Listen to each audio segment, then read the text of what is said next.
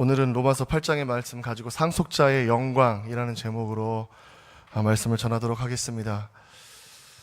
요한복음 6장에는 예수님께서 오병이어 사건을 기적을 일으키신 본문이 기록이 되어 있습니다. 오병이어 이제 물고기 2마리랑 보리떡 5개로 5,000명을 먹이시는 역사를 일으키시는데, 그 사건 이후에 사람들이 예수님을 왕으로 모시려고 막 무리들이 예수님을 왕으로 옹립하려는 움직임을 보시고 예수님께서 한적한 산으로 도망가셨습니다. 밤이 새도록 예수님께서 나타나지 않으시다가 다음날 이제 제자들과 함께 만나셨는데, 거기까지 무리들이 밤을 새서 예수님을 따라왔다라고 기록이 되어 있습니다. 그렇게 따라온 무리들에게 예수님께서 뭐라고 말씀하시냐면, 너희가 나를 찾는 것은 표적을 본 까닭이 아니고 떡을 먹고 배부른 까닭이라. 썩을 양식을 위하여 일하지 말고 영생하도록 있는 양식을 위하여 하라 라고 말씀하십니다. 그리고 이어서 예수님께서 이 무리들과 문답을 하시는데, 궁극적으로 무슨 말씀을 하시냐면, 인자가 왔는데 이 인자가 생명의 떡이라는 거예요. 내가 줄 것은 너희가 먹을 육신의 떡이 아니라 영생으로 인도하는 생명의 떡을 주겠다라고 예수님께서 말씀하시거든요. 했더니 무리가 뭐라고 얘기하냐면, 이게 도대체 무슨 얘기인지 모르겠다 하면서 다 떠나갑니다, 예수님을. 그때 예수님께서 12 제자들을 둘러보시면서 이렇게 물으세요. 너희도 가려느냐? 너희가 기대했던 것처럼, 너희가 기대한 것을 내가 주지 않았기 때문에 너희도 나를 떠나려느냐? 이렇게 물으십니다. 우리가 신앙의 길을 갈 때 어려움을 만나는 것은 우리가 우리의 생각으로 이해할 수 없는 일을 만날 때이죠. 그때 우리는 당황합니다. 예수님을 잘 믿었더니 오히려 고난을 만날 때, 예수님을 잘 순종하고 믿었더니 더 어려워지는 것을 경험할 때, 도대체 그런 이유가 무엇일까요? 성경에서는 하나님께서 우리에게 기대하시는 것과 우리가 하나님께 기대하는 것이 다르기 때문이다 라고 우리에게 가르쳐주고 있습니다. 우리는 하나님을 우리의 기대에 맞추려고 합니다. 이것도 주셔야 되고 저것도 해주셔야 되고 합니다. 근데 그것이 제자들의 모습이었습니다. 제자들은 예수님을 따르는 길에서 가끔 다투었는데, 뭐 때문에 다투었냐면 누가 크냐 이런 것 때문에 싸웠습니다. 마가복음 10장에서 예수님께서 예루살렘으로 올라가시는 길에 자신의 십자가의 죽음에 대해서 말씀하세요. 그리고 부활에 대해서 말씀하십니다. 그러자 세베대의 아들 야고보와 요한이 예수님에게 이렇게 이야기합니다. 선생님, 무엇이든지 우리가 구하는 바를 우리에게 해주시기를 원합니다. 예수님께서 너희에게 무엇을 해주기 원하느냐 물었더니, 요한과 야고보가 주의 영광 중에서 우리는 하나의 주의 우편에 하나는 좌편에 앉게 해 주옵소서. 딱 그러는 거예요. 이제 예수님이 예루살렘으로 가시는 길이거든요. 십자가를 지러 예수님 가시는 길에 제자들에게 내가 이제 십자가를 지고 고난을 받고 부활하게 될 것이다 라고 말씀하시는 그 직후에 야고보, 요한이 딱 느낀 거예요. 이제 예수님이 예루살렘에 가셔서 로마를 뒤엎으시고 새로운 다윗의 왕국을 세우시겠구나. 그 느낌을 딱 받은 거예요. 그래서 가서 주의 영광의 날에 하나는 우편에 하나는 좌편에 좌의정 우의정이 되게 해달라고 이렇게 구하는 것이었습니다. 정말 기가 막히지 않습니까, 여러분? 예수님께서 십자가 부활에 대해서 말씀하신 직후에 제자들은 그것과 상관없이 자기들의 욕심을 따라 예수님에게 구했다라는 것입니다. 그리고 야고보와 요한이 이것을 구한 것 때문에 제자들이 또 싸워요. 하지만 여러분, 우리의 모습이 바로 방금 전 예수님을 찾아왔던 무리 또는 이 야고보, 요한이 바로 우리의 모습은 아닌지 오늘 이 저녁에 한번 점검하기를 소망합니다. 성도라고 하지만, 그리스도인이라고 하지만 우리는 어쩌면 하나님의 기대와는 전혀 다른 삶을 살고 있지는 않는지, 저와 여러분은 그렇게 살게 되지 않기를 원합니다. 하나님의 말씀을 바로 알아듣고 하나님께서 원하시는, 하나님을 기뻐하시는 삶을 살 수 있는 여러분 되시길 축복합니다. 그러면 하나님께서 기뻐하시는 삶은 어떻게 살아갈 수 있을까? 오늘 로마서 8장 말씀 속에서 그 의미를 새롭게 발견하고 결단하는 시간 되시길 축복합니다. 로마서는 이 복음의 정수가 담겨있는 책이라고 알려져 있습니다. 로마서를 크게 두 부분으로 나누는데 1장부터 7장까지와 8장부터 16장까지입니다. 1장부터 7장까지는 믿음으로 얻는 의, 믿음으로 얻는 구원에 대해서, 그리고 그리스도와의 연합에 대해서 바울이 교리적으로 설명을 합니다. 그래서 이 7장까지 그것을 설명하고 로마서 8장은 어떻게 시작하냐? 그러므로라는 접속사로 시작해요. 그러므로. 그래서 1장부터 7장까지를 다 설명하고 이 교리에 대해서 믿음으로 얻는 의, 칭의, 예수님과 연합하는 것, 이것에 대해서 설명하는 게 그러므로 하면서 8장에서 결론을 내리는데, 그것은 무엇이냐면 그러므로 우리가 어떠한 존재인지에 대해서 첫째로 설명해 주는 거예요. 그리스도 예수 안에 있는 자에게는 결코 무엇이 없다? 정죄함이 없다라는 것입니다. 정죄함이 없다라는 것은 이 법률 용어인데 갚아야 할 빚이나 받아야 할 형벌이 남아있지 않다라는 거예요. 할렐루야. 예수 그리스도를 믿은 저와 여러분은 더 이상 정죄함이 없는 줄로 믿습니다. 깨끗하게 됐다라는 거예요. 예수님의 피로. 왜냐하면 예수님 안에 거하기 때문입니다. 그래서 2절에 8장 2절에 이는 그리스도 예수 안에 있는 생명의 성령의 법이 죄와 사망의 법에서 너를 해방하였다 라고 선언하고 있습니다. 생명의 성령의 법이 우리를 율법의 죄와 사망의 법에서 자유하게 했다라는 것은 우리가 더 이상 죄의 노예가 아니고 성령의 인도함 따라 살 수 있는 존재가 되었다라는 말씀입니다. 그래서 이 복음의 놀라운 선언으로 말미암아 저와 여러분은 더 이상 죄인이 아니라 믿음으로 구원받은 하나님의 자녀이며, 오늘 본문에 뭐라고 이야기합니까? 상속자가 되었다라고 이야기하는 것이에요. 어느 사회나 자녀에게는 부모의 재산을 상속받을 권리가 있습니다. 자녀에게. 바울은 이것을 영적인 원리에도 적용하는데 하나님의 자녀가 된 우리는 하나님의 유산을 상속받는 상속자가 되었다라는 거예요. 할렐루야. 믿겨지십니까? 잘 안 믿기시는 것 같아요. 믿음으로 우리는 하나님의 유산을 상속받는 상속자가 되었습니다. 여기까지는 근데 괜찮은데 문제는 무엇이냐면 상속자에게 하나님이 주시는 유산이 무엇이냐라는 거예요. 아버지인 하나님께 유산을 받게 되는데 그 유산이 무엇입니까? 오늘 본문 17절에 뭐라고 말씀하냐면 자녀이면 또한 상속자 곧 하나님의 상속자여 그리스도와 함께한 상속자이니 우리가 그와 함께 영광을 받기 위하여 고난도 함께 받아야 할 것이니라 라고 말씀합니다.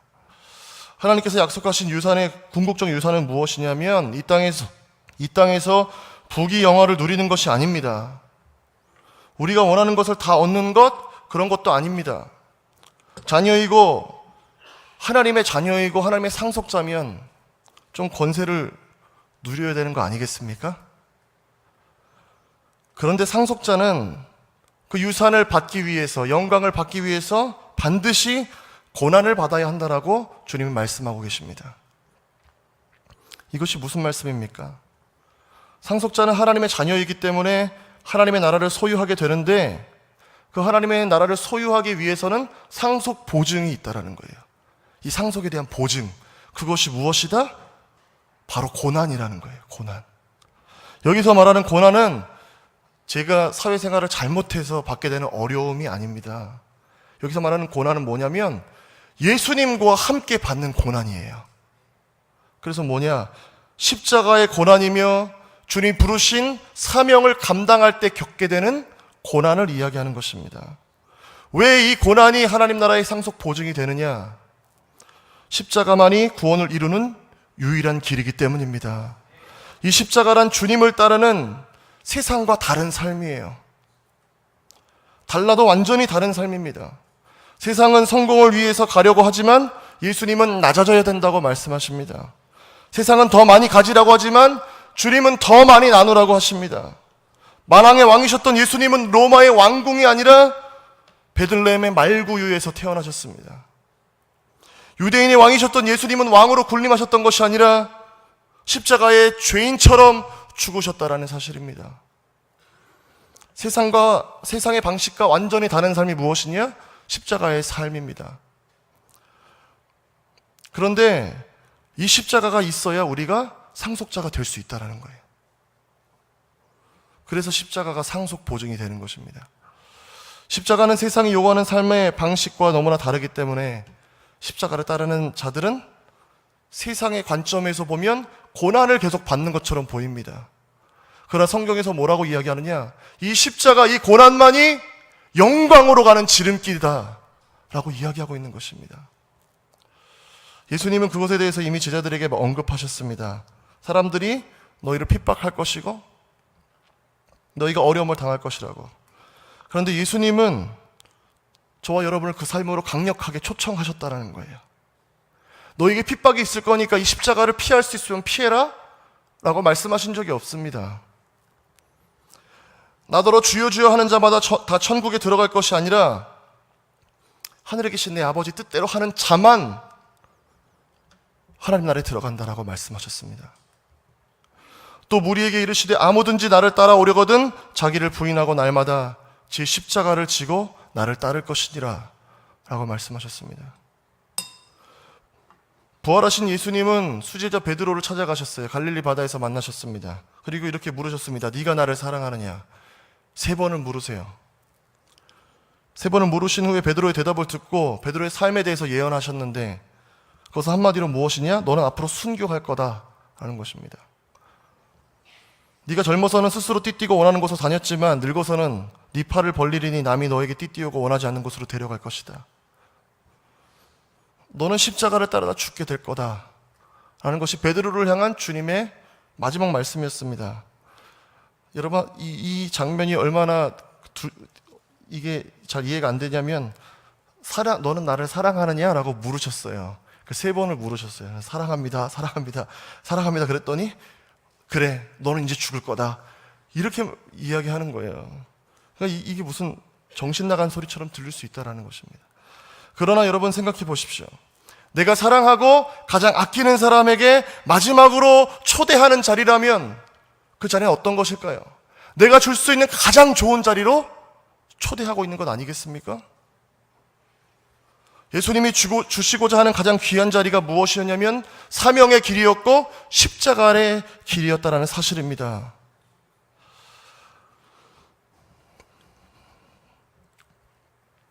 십자가를 따를 때 고난이 있는 것은 그래서 당연한 것이에요. 그러나 우리가 십자가를 질 수 있는 이유가 있습니다. 우리는 어떻게 십자가를 질 수 있느냐? 오늘 18절 말씀에 생각하건대 현재의 고난은 장차 우리에게 나타날 영광과 비교할 수 있다 없다? 없다라는 것입니다. 고난보다 더 큰 영광이 있다라는 것입니다. 할렐루야. 아멘이십니까? 그 고난에도 불구하고 십자가를 질 수 있는 까닭은 고난보다 더 큰 영광을 우리가 이 고난 중에 경험하게 되기 때문입니다.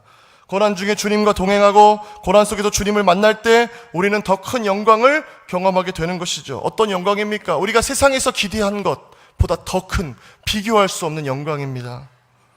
고난에 기꺼이 참여한 자들을 통해 하나님 나라가 이 땅에 이루어져 가는 것을 보는 것이죠. 그것이 고난에 참여한 자들에게 영광이고 면류관이 되는 것입니다.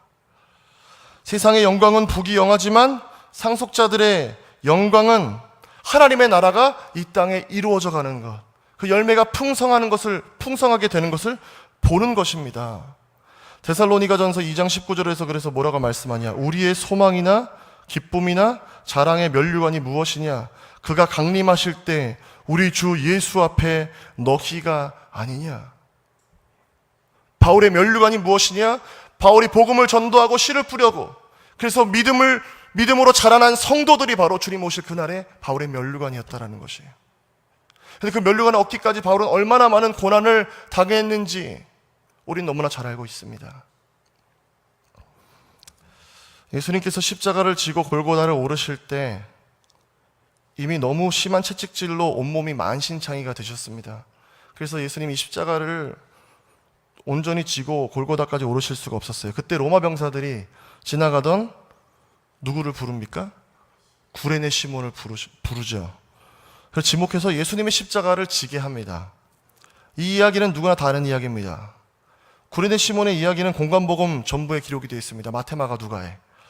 마태복음 27장, 누가복음 23장, 마가복음 15장에 기록이 되어 있습니다. 구레네 사람이 근데 마태복음에 보면 어떻게 되냐면 시몬이란 구레네 사람 만남에 그에게 예수의 십자가를 억지로 지워 가게 하더라 그랬어요. 구레네 시몬이 예수님 십자가를 제가 지겠습니다 했던 것이 아니라는 거예요. 로마 병사가 시켜서 억지로 졌다라는 것입니다. 그런데 마가복음에서는 조금 다르게 이 말씀을 기록합니다. 이 구레네 시몬의 아들들의 이름을 먼저 기록해요. 마가복음 15장 21절인데 마침 알렉산더와 루포의 아버지인 구레네 사람 시몬이 시골로부터 와서 지나가는데 그들이 그를 억지로 같이 가게 하여 예수의 십자가를 지우고라고 되어 있습니다. 이게 이렇게 들으시면 이게 무슨 얘기 하려나 그러실 텐데, 예수님 당시 모든 서신에는 어떻게 되어 있냐면 누구의 아들 이렇게 설명이 되어 있습니다. 근데 오늘 마가복음에 뭐라고 되어 있습니까? 알렉산더와 루포의 아버지 시몬이라고 되어 있어요. 무슨 의미냐면 이 마가복음을 처음 읽은 수신자들이 알렉산더와 루포가 누구인지 알았다는 얘기입니다. 구레네 사람 시몬이 누구냐? 너희들이 알고 있는 알렉산더와 루포의 아버지라는 거예요. 어떻게 알렉산더와 루포를 마가복음의 수신자들이 알고 있었을까요? 로마서 16장 13절에 보면 이런 말씀이 나옵니다. 주 안에서 택하심을 입은 루포와 그의 어머니에게 문안하라. 그의 어머니는 곧 내 어머니니라.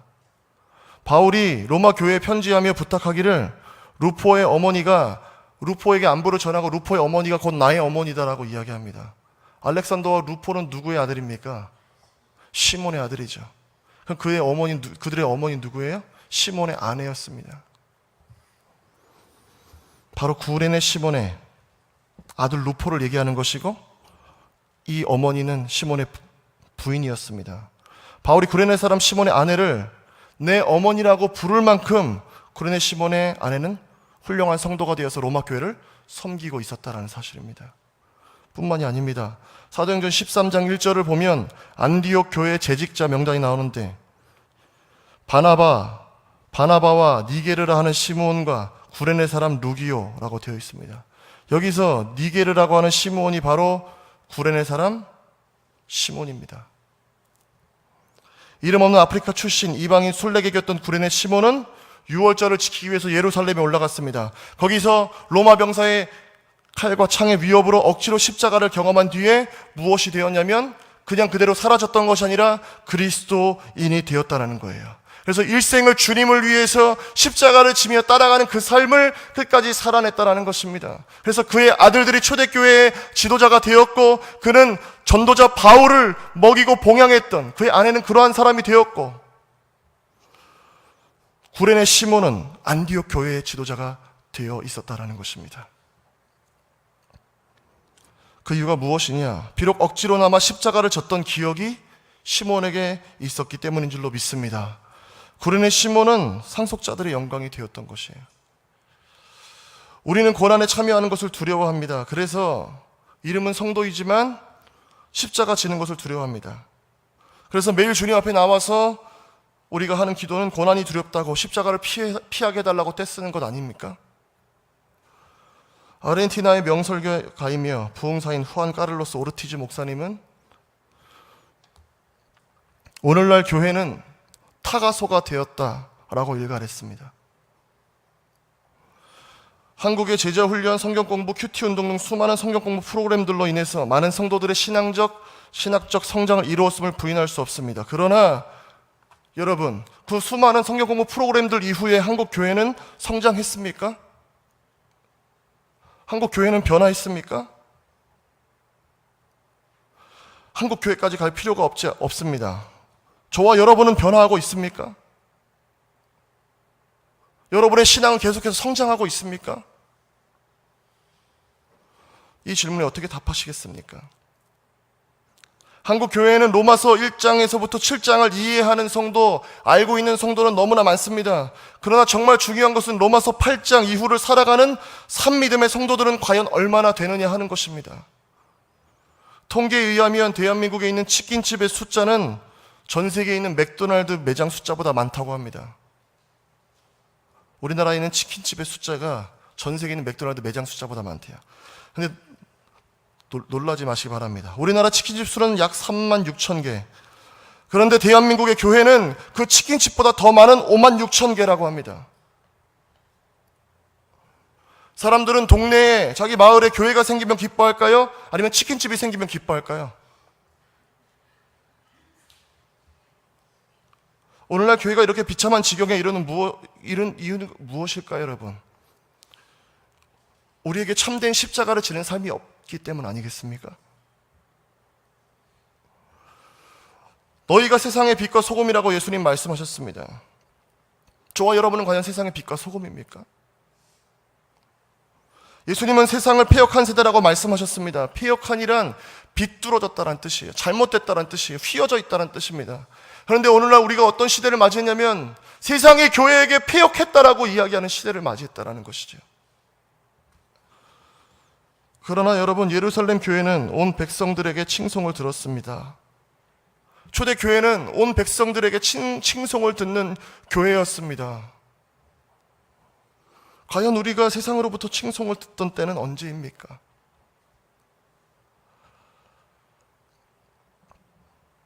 사랑하는 여러분, 우리는 이 십자가를 붙들고 가야 할 줄로 믿습니다.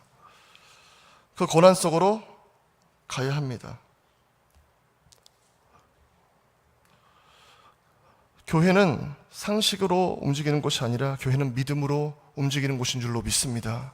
세상의 상식으로 우리가 십자가를 지면 죽을 것 같지만 믿음의 눈을 열면 십자가를 질 때 비로소 부활하고 살게 되는 역사가 나타난다는 것입니다. 우리가 그럼에도 고난 가운데 갈 수 있는 까닭은 자녀는 아버지로 인해 만족할 수 있기 때문입니다. 상속자는 그가 받을 유산이 있는 자들입니다. 그래서 우리는 두려울 것이 없어요. 우리가 이 땅에서 십자가를 지고 고난을 통과한다고 해도 우리에게 아무것도 남지 않는 것이 아닙니다. 우리는 이미 상속자이기 때문입니다. 이 생이 끝나는 날 우리는 모든 것을 빼앗기는 것이 아니라 그토록 기다리고 사모했던 우리의 참된 유산을 상속받는 날이기 때문입니다. 그래서 상속자의 영광은 이 땅에서 형통하고 복받는 것을 넘어서서 십자가라는 것이에요. 그래서 상속자들에게 십자가는 면류관입니다. 영광의 관입니다. 승리자의 관입니다. 올림픽 선수들이 메달을 따고 귀국해서 가족들을 만나면 어떻게 하나요? 그 메달을 부모님의 목에 꼭 걸어드립니다. 그동안 사랑과 응원과 격려에 감사하다고 면류관을 드리는 것이죠. 우리가 우리의 생의 마지막 날 주님을 배울 것인데 우리는 그분께 과연 무엇을 드릴 수 있을까요? 그분 목에 우리는 과연 무엇을 걸어드릴 수 있을까요? 우리가 과연 십자가를 따라 고난받은 흔적이 있어야 그것을 드릴 텐데 저와 여러분은 그 주님께 드릴 그 무엇이 있습니까? 세상에 있는 것 아무것도 가져갈 수 없습니다. 그러나 오직 한 가지, 십자가를 따랐던 믿음의 삶, 십자가 때문에 고난받았던 그 흔적, 그것이 면류관이 되어 주님께 드리게 될 줄로 믿습니다. 그 사람들이 바로 천국에서 빛나는, 해같이 빛나는 사람들입니다. 상속자는 고난으로 갈 수 있습니다. 십자가를 통해 그 상속이 보증이 되며 십자가를 통해 상속받는 비밀을 깨달았기 때문입니다. 이 길을 가면, 이 고난을 통과하면 하나님 약속하신 것들을 얻게 되기 때문에. 요한일서 3장 1절은 이렇게 말씀합니다. 보라, 아버지께서 어떠한 사랑을 우리에게 베푸사 하나님의 자녀라 일컬음을 받게 하셨는가. 우리가 그러하도다. 그러므로 세상이 우리를 알지 못함은 그를 알지 못함이라. 우리는 주님이 어떤 분인지 알고 따라가지만 세상은 하나님을 알 수 없다 하는 것이죠. 사랑하는 여러분은 세상의 것을 탐하는 자가 아니라 하늘의 것을 사모하는 영적 상속자가 되시길 축복합니다. 천국은 침노를 당한다고 하였습니다. 사랑하는 여러분 모두가 이 상속자의 영광을 기대하면서 주님께서 부르신 사명의 길, 십자가의 길로 담대히 걸어갈 수 있게 되시길 축복합니다. 기도하겠습니다. 우리가 이 시간에 함께 기도할 때에 우리 믿음을 다시 한번 점검하면서 한번 합심해서 기도하기를 소망합니다. 우리는 하나님께서 기대하시는 그 상속자의 길로 가고 있는지, 우리는 과연 주님을 위해 받는 고난을 피하고 있진 않는지, 우리는 그 고난을 기뻐하며 감사하며 이 십자가를 지기로 결단하고 있는지 우리의 믿음을 점검하면서 하나님 우리를 통하여서 하나님의 영광이 나타나고 우리가 과연 이 십자가의 길을 온전히 가서 하나님을 기쁘시게 하는 삶을 살 수 있게 하여 주옵소서라고 결단하면서 함께 합심해서 기도하도록 하겠습니다. 주님 이름 한번 부르고 기도하겠습니다. 주여